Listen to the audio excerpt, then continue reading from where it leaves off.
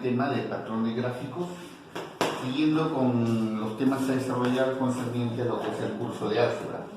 En esta clase vamos a estudiar los patrones gráficos 2.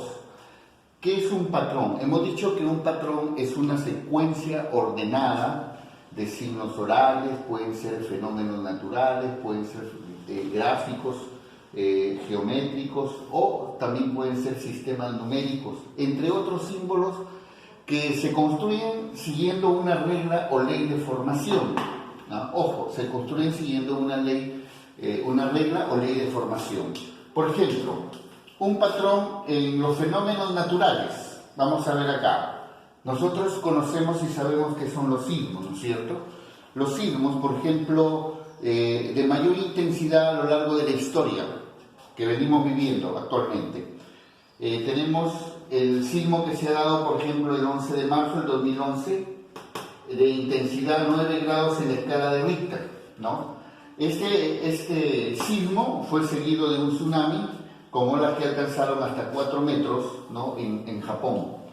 En segundo lugar está en Kamchatka, Rusia, el 4 de noviembre de 1952, en 9 grados de intensidad en la escala de Richter. Luego tenemos en Indonesia, al norte de Sumatra, el 2004, ¿no? con una intensidad de 9.1, ¿no? 9.1 en la escala de Richter. Y seguidamente, como número 4, tenemos acá en Alaska, Estados Unidos, uno de 9.2. Y el de 9.5, que fue en Chile, ¿no? el más devastador de todos de Sudamérica. Entonces, los sismólogos, ¿qué han hecho, por ejemplo? Han creado un patrón en base a la intensidad, ¿no? a la intensidad de grados en la escala de Richter. Entonces, ¿cuál sería el patrón de los sismos a lo largo de la historia? Nosotros podríamos decir que este patrón sería el aumento de 9 en 1/10 de grado en la escala de Richter, luego en 2 décimos y luego en 5 décimos, según vemos el cuadro acá, ¿no es cierto? El último ha sido de 9.5, el de mayor intensidad. Muy bien, y así entonces podemos crear una infinidad de patrones, ¿no? de secuencias de patrones que si se repiten y se comprueban, llegan a ser una ley, ¿no? Una ley. Por eso es que decimos que un patrón es un modelo matemático. Es un modelo matemático. ¿De qué? Pueden ser signos orales, pueden ser fenómenos naturales, pueden ser gráficos geométricos, pueden ser sistemas numéricos. En este caso, por ejemplo, hemos analizado el patrón de un fenómeno natural, los sismos.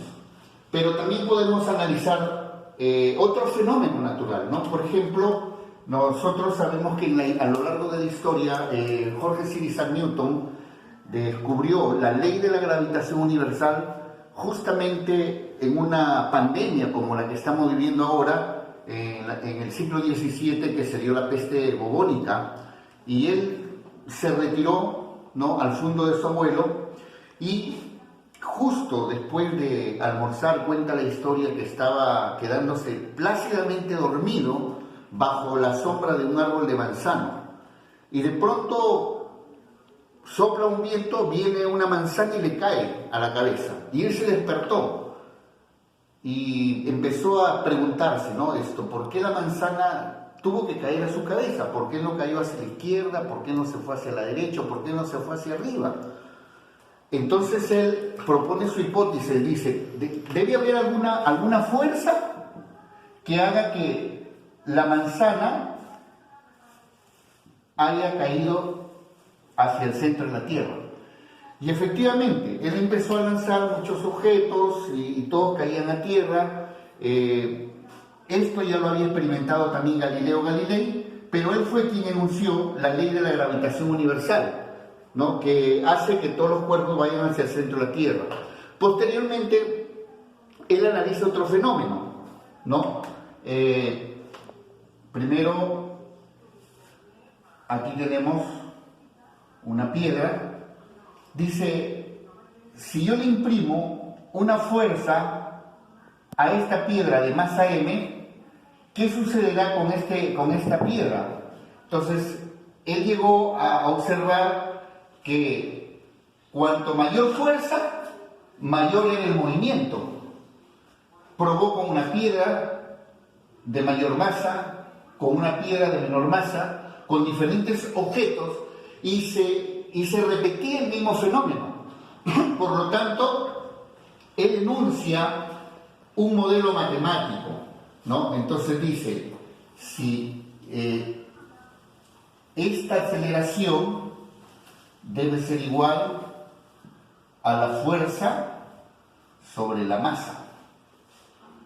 Pero hasta ahí solamente son símbolos sin ningún fundamento. Y efectivamente, él tuvo que enunciar un patrón donde todas las personas puedan entender, ¿no? Y dijo, ya, entonces, si a un cuerpo cualquiera de masa M le imprimimos, ¿no? Entonces empezó a escribir el patrón, dice, si a un cuerpo cualquiera le imprimimos una fuerza, coma, esta le comunica una aceleración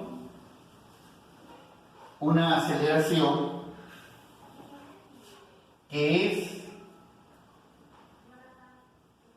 directamente proporcional e inversamente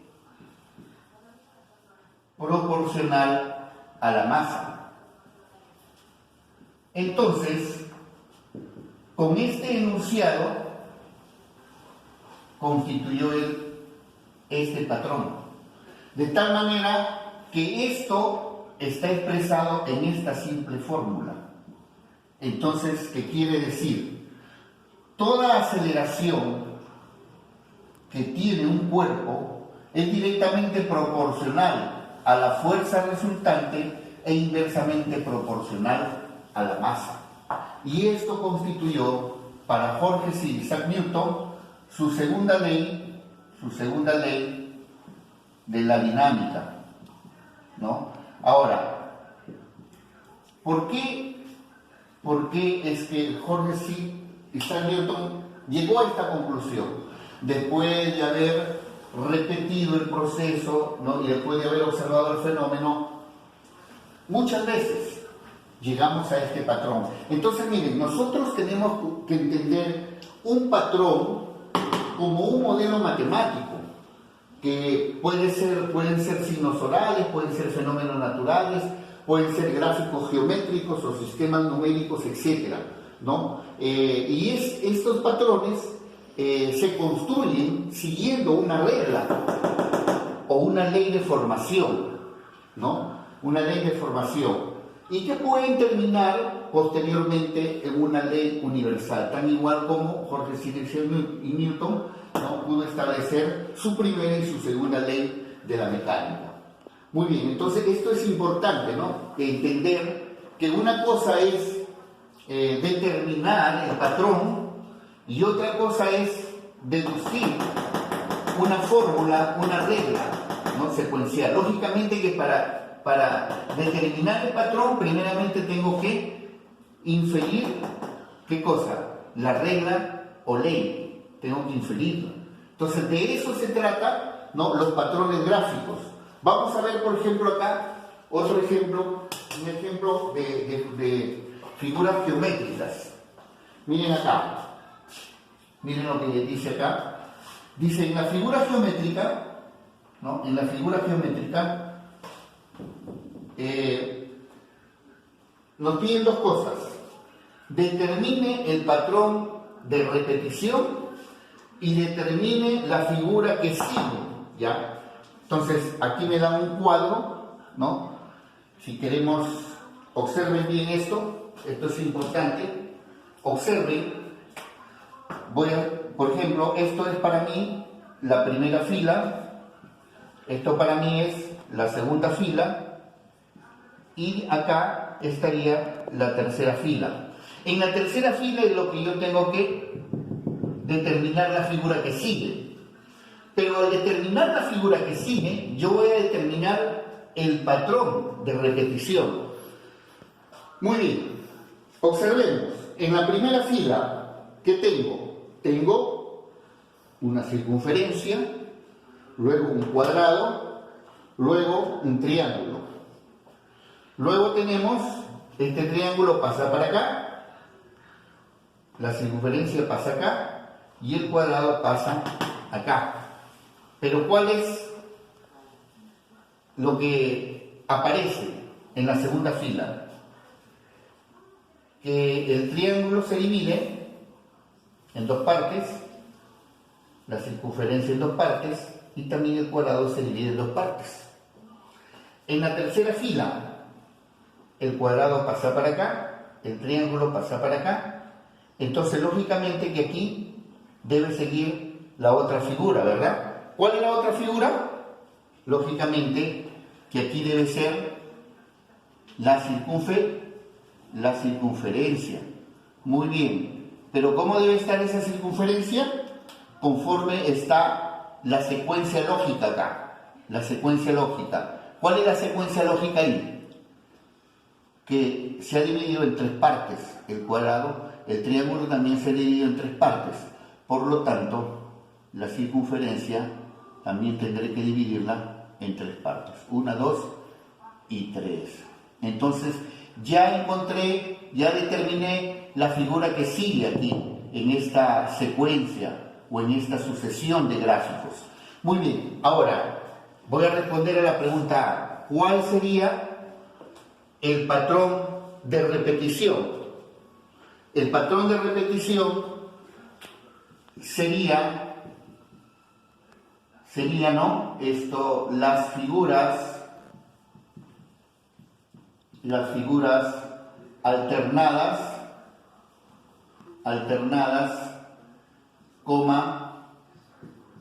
partidas primero en dos y finalmente partidas en tres. Ese sería mi patrón de repetición, ¿no?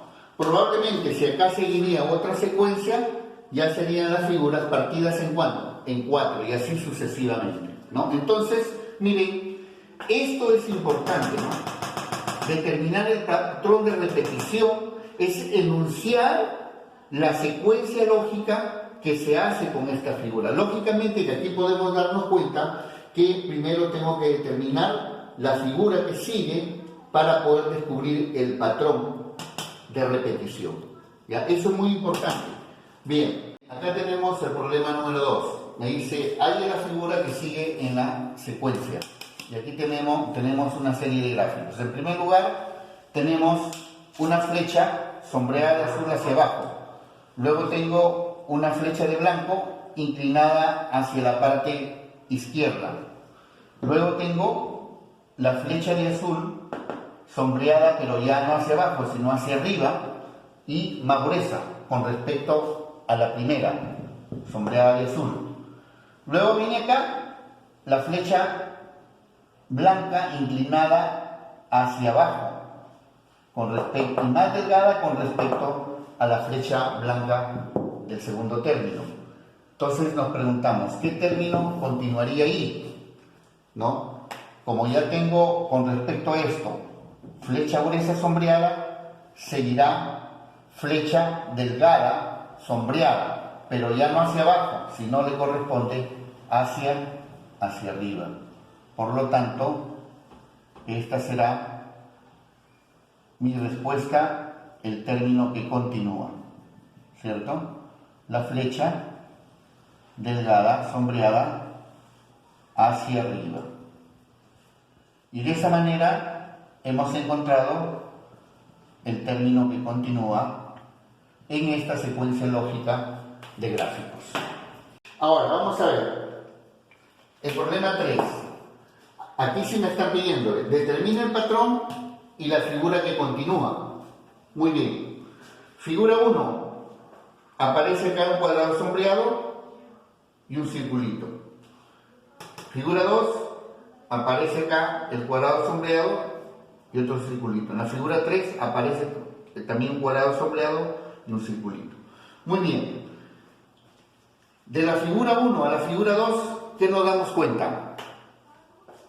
Que esto que está acá gira 90 grados en forma horaria y se posiciona en este sentido, ¿no es cierto?